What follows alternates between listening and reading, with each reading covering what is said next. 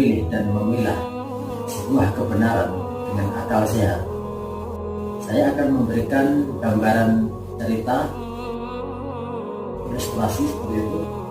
Jadi ada dua sosok dengan timeline atau zaman yang berbeda. Sebut saja namanya Udin. Udin ini di masyarakat dikenal sebagai seorang yang berdusta, jahat, munafik, suka membunuh orang. Lalu di tempat lain ada orang namanya Budi. Budi ini sifatnya kebalikan dari si Udin tadi. Budi ini orang yang baik, orang yang jujur, orang yang gak pernah menyakiti siapapun. Lalu tiba-tiba kedua orang ini mengikrarkan diri sebagai seorang utusan Tuhan. Maka dengan logika berpikir, kalau kita menggunakan akal sehat, siapakah di antara kedua orang ini yang akan teman-teman ikuti pengajarannya agar tidak tersesat?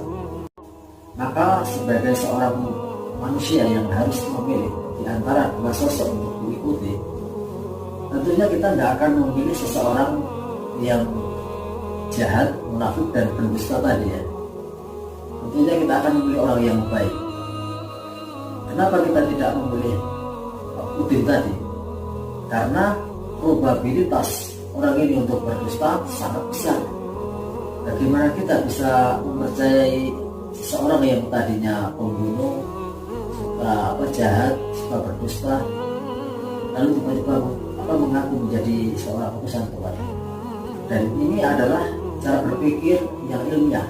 Apa yang kita gunakan adalah rasionalitas.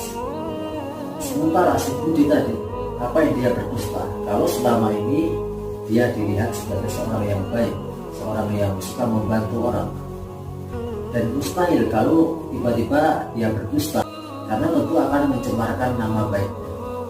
Maka inilah keputusan yang benar. Dan Allah ketika memilih seorang utusannya, Allah akan memilih dari latar belakang yang baik tentunya. Dan tidak mungkin dan mustahil kalau Allah itu memilih seorang utusannya dari seseorang yang dengan latar belakang yang seperti penjahat seperti itu ya.